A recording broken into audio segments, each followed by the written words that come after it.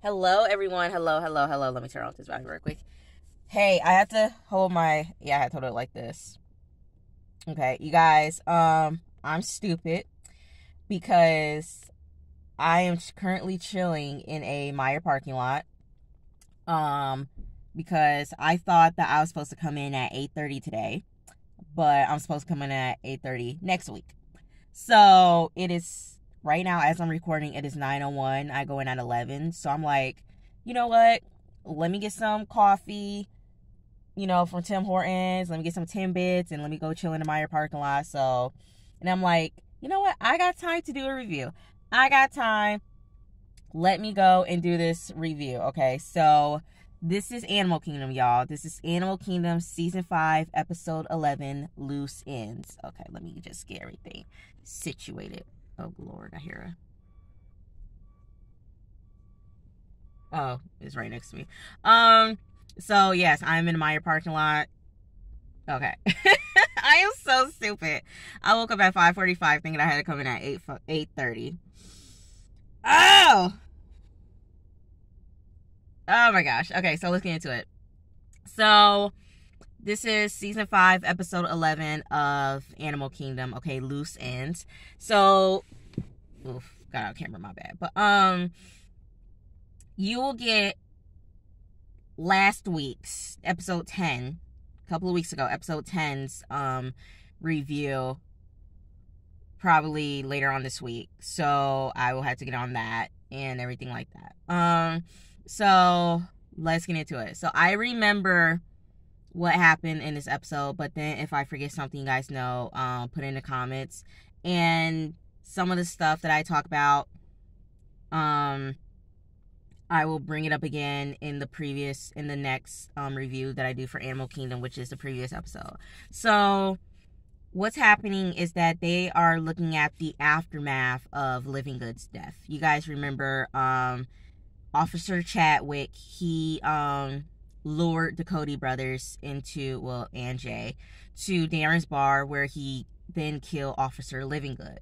So it's up to the boys, to clean up the mess and everything like that. And what happened is that Jay and Pope, they took care of the body. Jay and Pope, they took care of the body.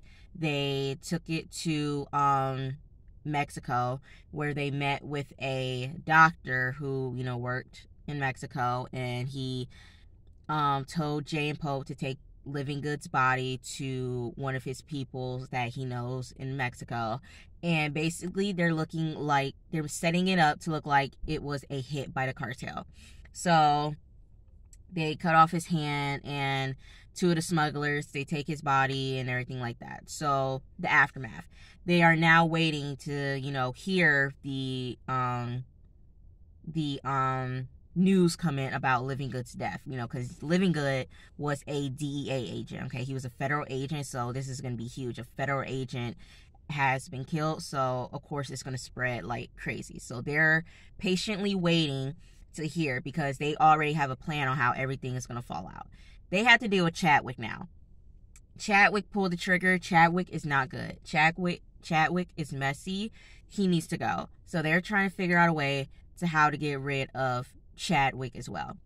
And so during a couple of episodes ago, episode 10, they are planning to rob a Halawa. I think that's what it's called.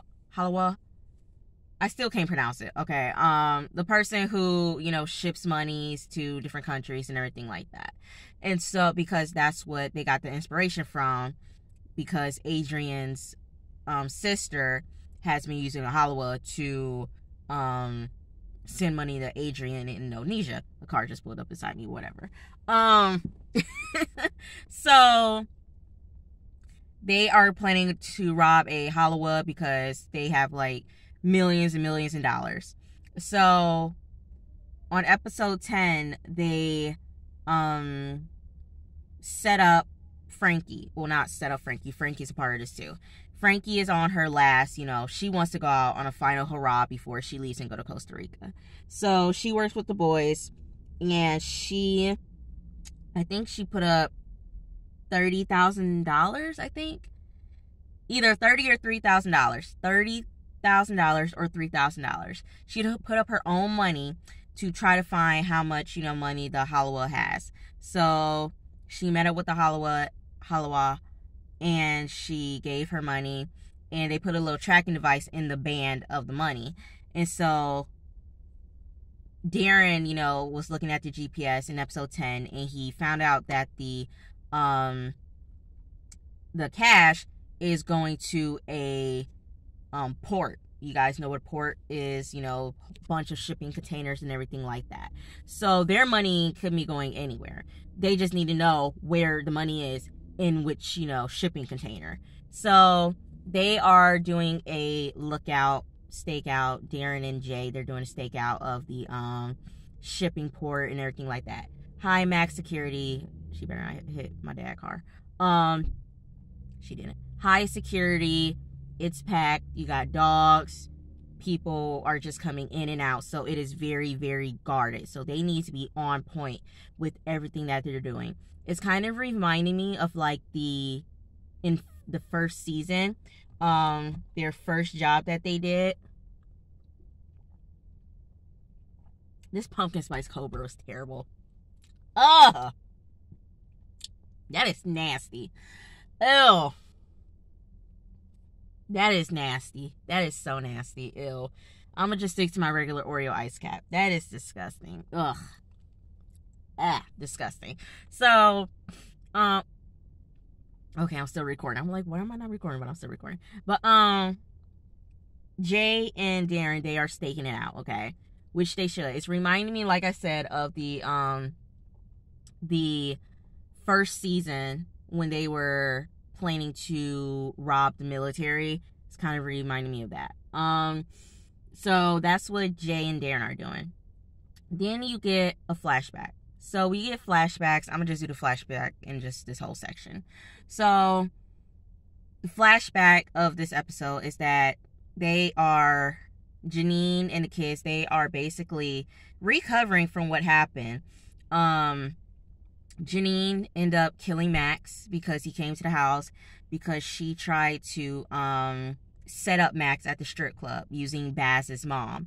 Baz's mom was a stripper, and she was working with Janine to try to lure Max, and Max never showed up. Come to find out, Baz's mom told Max what was going on. So he went to go and kill Janine, but she didn't. Young Pope stabbed him with something, and then Janine killed him. So Jake and Manny handled the body. So they're still trying to, worry about what's going on. So they decide to go to the bar to, collect whatever. So they go to the bar, and she finds a safe. They open the safe. There's money, of course. There's guns, and then there's this black book. And in that black book are a lot of his connections, a lot of networks. Janine thinks that they need to hop on this. We need to hop on this. We need to start making connections, start making networks. We can run Oceanside. Jake was like, go and take care of your kids. That is what you need to do, Janine. Go and take care of her kids. But Janine is so money hungry and power hungry. She wants to get things rolling. And she basically says that you guys are worthless. You're nothing but a part-time carpenter and a fucking part-time gambler. It's like, whatever, F you guys. And so I feel like this is kind of the, what are you looking at? Stop looking at me. Someone that sparked across. I feel like this is kind of, well, not really. Kind of like the beginning of the end of their relationship, because we find out that Manny in season 2, Janine and Manny, they really did not have any relationship left, and she ended up saying that her and Manny were old acquaintances, old workers, co-workers. There we go. And then Jake is Craig's daddy. So somewhat the beginning of the end of the fallout of the trio. And Jake was like, if Colin was here, everything would be completely different. Colin is Julia and Pope's father. So we see young Pope and Julia. Julia is still, harping on the fact, like, mom killed a man. And Pope was like, get over it, stop thinking about it. And Julia just can't seem to forget about it. Like, she sees her mom differently now. And I'm so mad because next week is the season finale. I'm like, no, it could be like the mid-fall finale, and y'all can come back in the spring or something. But like, no, next week is the season finale. And I'm like, and then season 6 is the final season. So it's like, I still want to know how Julia became how she became. How did she become estranged from the family? How did she and Baz and Pope, began this incest relationship? Like, I want to know more about Julia. I really want to know more about Julia. And it's like, I feel like they should end with the seventh season or something, because there's still so much that they can do. And I really want to know more about Julia. So hopefully we get more of that in season 6. So Julia is very, she's, kind of pushing away from her mom a little bit. So that's what happened with the flashback. Oh, and she goes to Nancy, who is Baz's mom. She breaks into her place, holds her at gunpoint, and says, why did you tell Max? And it's like, you fucked up. And now she's going to be working with Janine. She's forced to work with Janine now. And I want to see, now that you introduces Baz's mom in season 5, are we going to do more flashbacks on how Baz became adopted into the family? Like, they should know. I feel like they need to do another season, because season 6, I don't know how they're going to do season 6, but like, you introduced Baz's mom this season. How did Baz become adopted into the family? That's what I want to know. So I don't know. I don't know what's going to happen in season 6.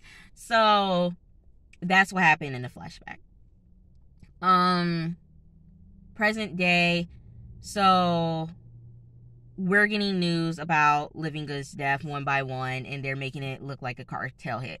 That is exactly how they wanted it to go.